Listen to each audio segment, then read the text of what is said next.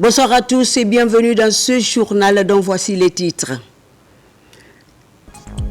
Le Grand Conakry était au cœur des festivités du réveillon du Nouvel An de la Kamayenne à Dixine en passant par Koya. Le bal des Grands a connu diverses célébrités de la musique africaine.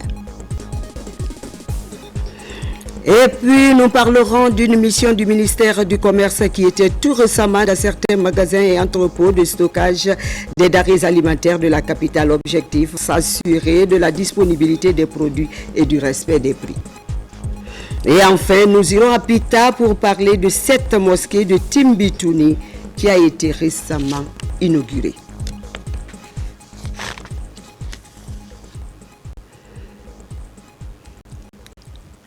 Bonsoir à tous. Comme je le disais en titre, Conakry était au cœur des festivités du réveillon du Nouvel An, comme par exemple au quartier Kamayenne, dans la commune de Dixine. La 12e édition du Bal des Grands a connu diverses célébrités de la musique africaine. À Koya, le célèbre chorégraphe international guinéen Mohamed Kouyaté a mobilisé plusieurs artistes européens pour démarrer l'année 2025 en beauté. N'est-ce pas Mikini Moussa Kamara et Kiara Diallo? On vous écoute.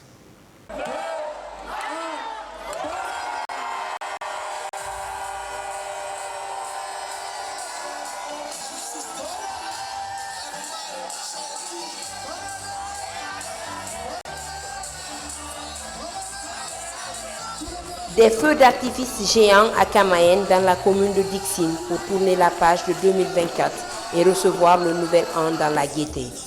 Pour cette 12e édition du Bal des Grands, un programme alléchant est élaboré avec en tête d'affiche le légendaire artiste malien Salif Keita.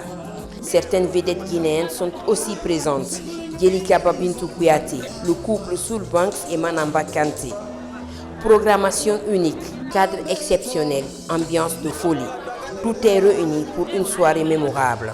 Mon souhait pour 2025, pour toute la Guinée, la prospérité, surtout la paix d'abord, parce que quand on parle de prospérité, il faut la paix dans le pays, et surtout un vœu de bonheur pour tout le peuple de Guinée, et que tous les projets qui sont en place, mis en place par les autorités, que ça se réalise, que ça se concrétise à l'avantage de tous les Guinéens. Nous souhaitons bonne heureuse année à tout le monde, à tout le peuple de Guinée, à tous les enfants du pays, mais surtout au président de la République, le chef de l'État, le général Mamadi Doumbouya. À Koya, le célèbre chorégraphe international guinéen Mohamed Kouyaté a mobilisé des créateurs européens pour passer le premier jour de 2025 en Guinée. Des résolutions sont envisagées pour le rayonnement de la culture guinéenne sur la scène internationale. Les projets de l'année sont énumérés. On a invité les étrangers qui viennent de Suède, de Finlande, et mon petit frère Daouda Kamara qui est aussi amené ses élèves ici pour passer la fin d'année au centre culturel Le Griot de Mandingue, parce que c'est un centre qui donne la valeur de la culture guinéenne et aussi promouvoir la musique guinéenne partout dans le monde entier. Donc ils sont venus ici pour passer 2024 à 2025 pour le bonheur, la joie de la Guinée. Et donc bonne année, bonne année, bonne année. La haute banlieue est au centre de la fête. Diverses activités artistiques pour formuler des vœux de nouvel an se passent partout. Le message de paix était le dénominateur commun de toutes ces cérémonies pour accompagner les actions de développement en cours en Guinée. Attention, les fêtes de fin d'année, bien que festives, sont souvent marquées par une recrudescence des incidents. Pour inverser la tendance, la police nationale a mis en place un dispositif sécuritaire mobilisant près de 7000 agents sur l'ensemble du territoire. L'objectif de leur mission est d'assurer la sécurité des personnes et de leurs biens. C'est dans cette optique que la hiérarchie policière a effectué une tournée d'inspection dans le Grand Conakry pour évaluer l'efficacité du dispositif. Colonel Morikaba On t'écoute pour le reste. Pour s'assurer d'une part de la présence effective des agents déployés dans le dispositif sécuritaire et d'autre part de leur conformité dans l'accomplissement de leur mission, la hiérarchie policière s'est rendue sur le terrain ce 31 décembre. C'était pour aller vérifier une fois encore est-ce que les dispositions ont été respectées par la troupe. Et Dieu merci, il faut reconnaître que toutes les instructions qui ont été données ont été respectées à la lettre. Et toutes les unités sont présentes à leur position, y compris la routière. Et surtout, je demande à la police de continuer à travailler dans ce sens en respectant strictement les droits de l'homme jusqu'au petit matin, pourvu que la population soit dans l'ensemble sécurisée. La tournée d'inspection et de prise de contact avec les troupes dans le Grand Conakry a été saluée par les autorités policières. C'est un sentiment de joie qui m'anime aujourd'hui. La direction générale de l'EPROGEM, nous sommes en contact avec l'équipe de permanence. Pour le moment, il n'y a aucun enregistrement de disparition ni de déclaration de perte de mineurs sur le terrain. Sur l'instruction de M. le ministre de la Sécurité et de la Protection civile, l'inspection avait pour charge de vérifier est-ce que les consignes qui ont été données à la troupe est respectées. J'avoue honnêtement qu'on est satisfait. De Kaloum en passant par Koya et Kabelin, maintenant nous sommes équipés. J'avoue honnêtement qu'on est réjoui. Ce qu'on a vu sur le terrain, on ne fait qu'encourager les hommes et à continuer dans ce sens jusqu'au petit matin. La vigilance est de rigueur, de la protection civile passée par la routière et les unités d'intervention, tout le monde est sur place et l'inspection est très satisfaite. Selon la délégation du directeur général de la police nationale, déployer des hommes sur le terrain est une démarche importante. Toutefois, échanger avec eux sur place renforce leur engagement et les rassure dans leur mission de sécurisation des personnes et des biens. Je le disais également en titre, l'information, c'est aussi la mission du ministère du Commerce qui était tout récemment dans certains magasins et entrepôts de stockage des denrées alimentaires de la capitale. Objectif, s'assurer de la disponibilité des produits alimentaires dans ces magasins, mais surtout respecter des prix en faveur des consommateurs. Younoussa Tawel Kamara, on t'écoute. Tout a commencé au port autonome de Conakry. Ici, le directeur national du commerce intérieur et de la concurrence et sa suite visitent l'entrepôt de stockage des denrées alimentaires. Avec les autorités de ce port, les échanges sont axés sur le processus de débarquement des marchandises. De là, ils se rendent successivement dans d'autres magasins de stockage de riz à Koronti, dans la commune de Kaloum, mais aussi à Matam, dans le même cadre. En ce moment, je peux avouer, parce que nous l'avons observé, qu'il y a près de 50 000 tonnes de riz qui sont en déchargement. Et nous avons eu l'occasion d'échanger avec les autorités du port pour déjà résoudre un premier souci qui fatigue les opérateurs économiques. C'est le temps de déchargement.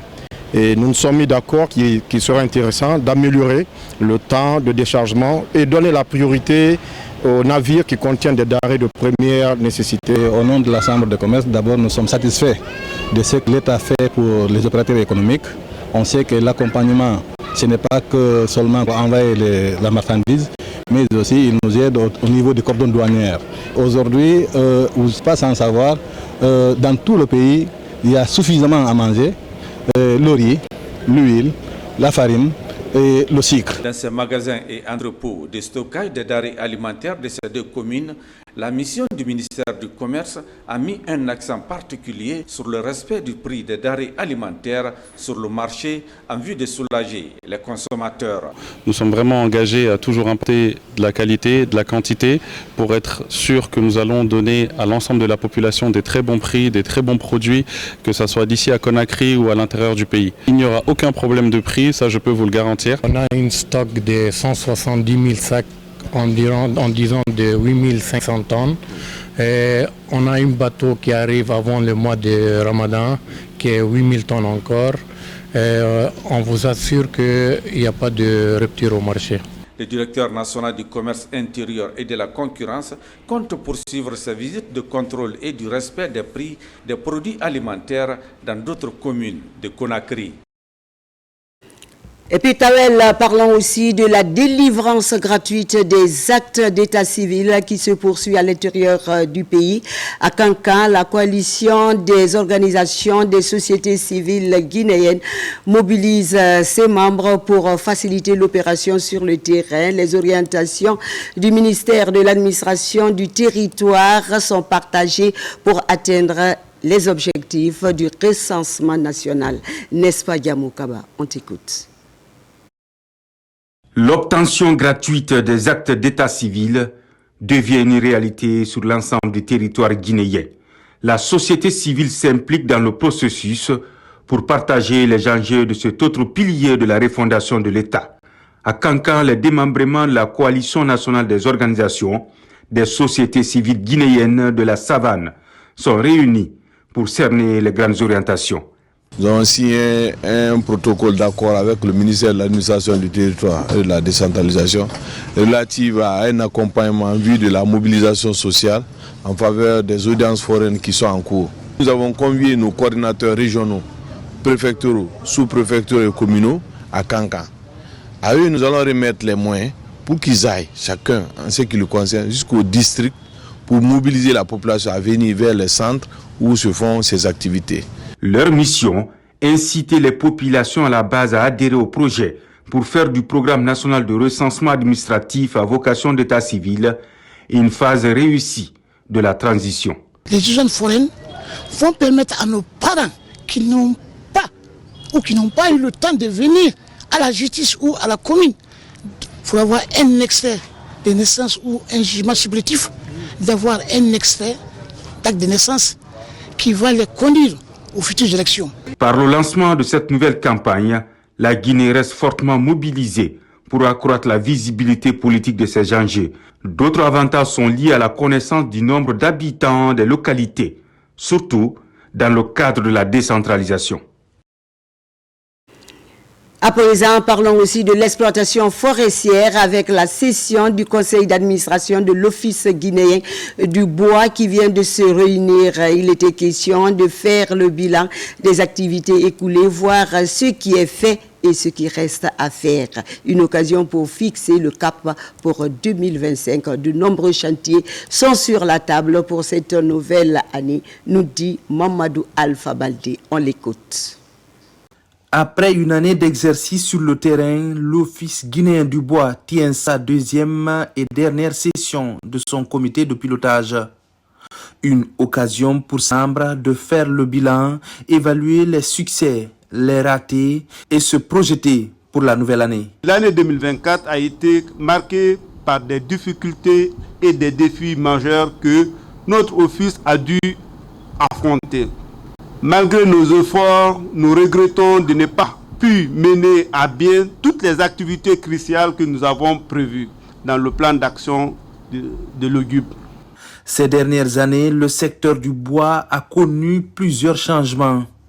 De la promotion de l'exploitation durable jusqu'à la sécurisation des recettes, l'Office guinéen du bois a aussi lancé un vaste programme de réalisation de nouvelles plantations forestières exclusivement dédiées à la production. Pour prendre de bonnes décisions aujourd'hui, l'exploitation forestière, c'est parce qu'on ne produit pas les données fiables. L'État ne peut pas, ça ne peut pas permettre aux décideurs de prendre la bonne décision. Notre plan d'action, Vision 2025, l'État nous accompagne dans la création des plantations de bois d'œuvre. Pour 2025, un plan de travail est déjà élaboré. Parmi les premières priorités de cette année, l'amélioration des conditions de travail, dont la mobilité des agents sur le terrain et le strict respect des quotas de production fixés par préfecture afin de garantir la pérennité de la ressource. Autrefois réputée de la commune la plus violente de la capitale, la commune de Ratoma veut changer cette image aux réalités à travers un engagement de renoncer définitivement à la violence. Un cadre de réflexion pour intégrer les questions de sécurité et de paix dans le plan du développement se tient à la commune. 11 chefs de quartier s'engagent à maintenir le climat de paix dans la commune. On regarde ce reportage de Aboubakar Junior Kamara. La commune de Ratoma renonce définitivement à la violence. Pour matérialiser l'idée, un cadre de concertation et de réflexion se tient ici pour définir les stratégies de lutte contre l'insécurité et maintenir la paix et la stabilité.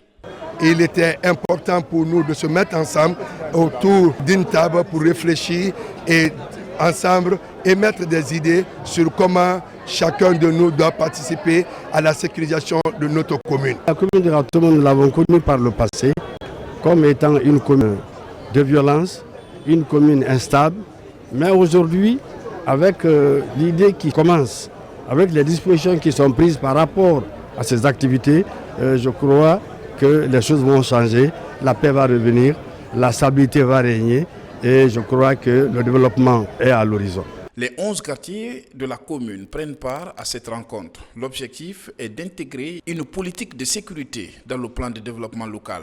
Nous avons un service qui répond à la sécurité des citoyens et de leurs biens. Notre premier devoir. Mais cela ne peut pas se faire tant que les chefs de quartier, les chefs de secteur, nous devons travailler ensemble pour aboutir à la sécurité des citoyens et de leurs biens. Les chefs de quartier sont mis devant leurs responsabilités pour la stabilité dans les différents quartiers de Ratoma. Je remercie Madame la gouverneure de la ville de Conakry qui nous a permis d'avoir une réunion pareille dans la commune de Ratoma. Je demandais la jeunesse de Ratoma, les femmes de Ratoma, les chasses de Ratoma, tout le monde de se donner la main pour qu'il y ait la paix dans la commune de Ratoma. On sait que quand il y a la paix à la commune de Ratoma, il y aura la paix dans toute la commune de la ville de Conakry. Souvent décrite comme une zone marquée par l'insécurité, la commune de Ratoma veut refléter une nouvelle image et achever dorénavant celle d'une commune plus sûre. Et maintenant à Beila, où les campagnes de sensibilisation contre les mutilations génitales féminines portent fruit. 24 villages de la commune rurale de Diaraguérila viennent de déclarer officiellement la fin des MJF et mariages précoces dans leur communauté. C'était au cours d'une cérémonie organisée par les démembrements de la promotion féminine de l'enfance et le cercle des volontaires pour le développement. Le point avec Lancé Kamisoko, Mohamed Saliou Paye et Mohamed Diallo. Par cette série de signatures, 24 villages de la commune rurale de Diaraguérila dans la préfecture de Beila s'engagent solennellement à mettre fin aux mutilations génitales féminines et au mariage d'enfants dans leurs communautés respectives. C'est le résultat d'un long processus de dialogue communautaire, de sensibilisation et d'accompagnement conduit par le cercle des volontaires pour le développement Cerveau-d'Elle. Diagnostic participatif dans chaque village. 2. Mise en place le renforcement des capacités et l'opérationnalisation de 27 structures de protection de l'enfance. 3. Réalisation des causeries éducatives, de dialogues communautaires et de visites à domicile sur l'abandon de l'excision et mariage d'enfants. Appréciant cet engagement volontaire des communautés de Diaraguérila, les défenseurs des droits des femmes et des enfants exhortent tout de même au respect du dit engagement. Aujourd'hui, nous sommes témoins des engagements pris par les 24 villages de Diaraguérila pour dire non à cette pratique d'excision, non au mariage d'enfants.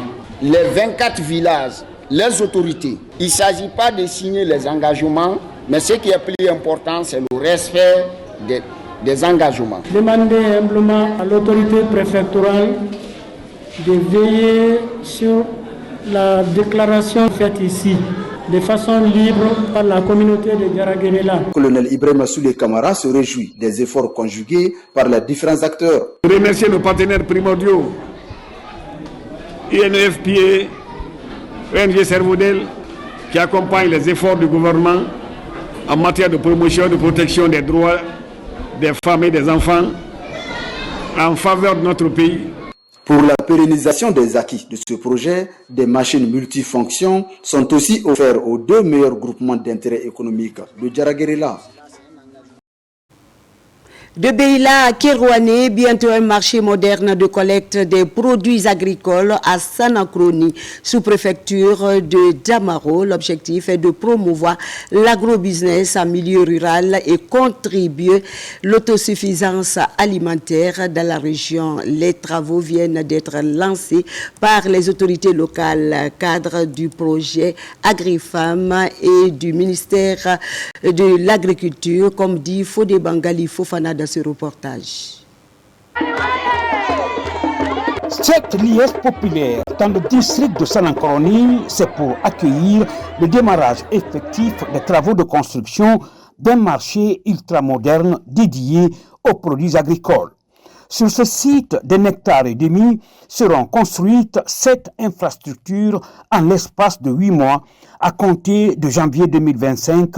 Le projet s'engage à payer les décomptes à temps, mais aussi demande à l'entreprise de réaliser les travaux conformément au planning qui est établi entre lui et le projet. Le marché de Sanacroni est caractérisé comme suite une guérite qui sera aussi construite, local technique, l'espace pour les panneaux, le bloc sanitaire pour hommes et femmes, le bloc administratif, le parking pour camions de 10 à 20 tonnes. Plus de 3 milliards de francs guinéens, c'est le coût de ce projet initié par le ministère de l'Agriculture et de l'Élevage à travers le projet AgriFarm financé par le FIDA. Nous sommes très contents d'avoir le marché dans notre localité. Simandou est très grande. Nous avons 17 districts, 84 villages.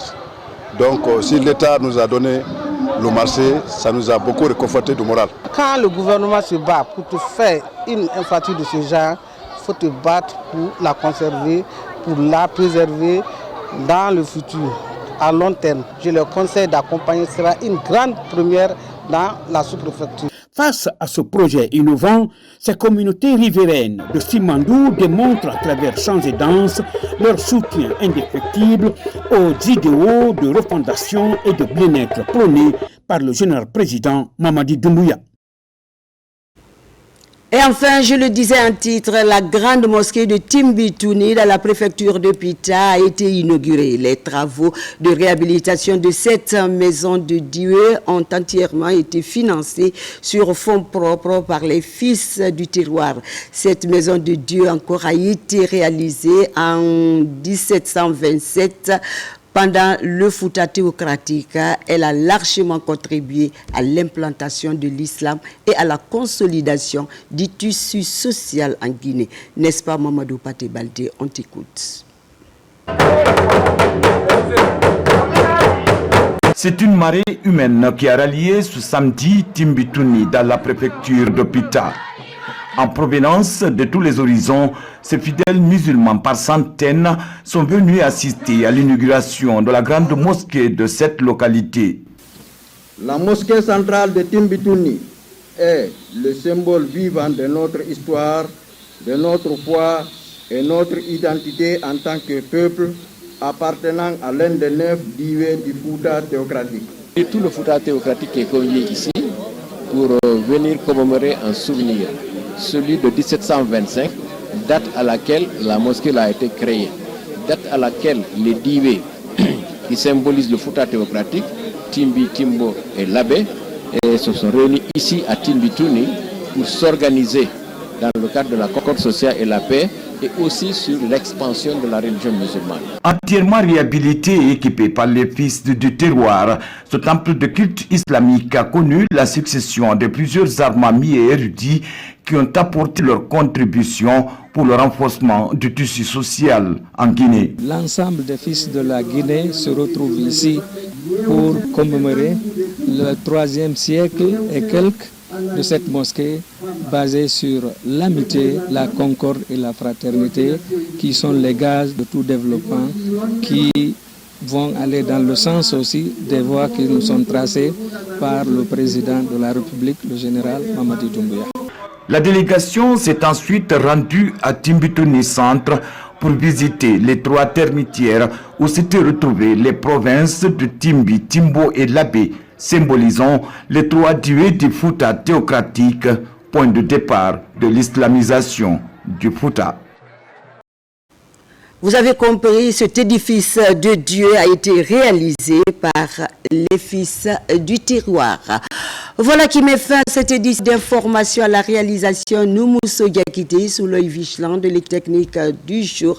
Merci d'être avec nous et prenez soin de vous et de vos proches car chaque jour est une vie. Très bonne suite de programme à vous et bonsoir.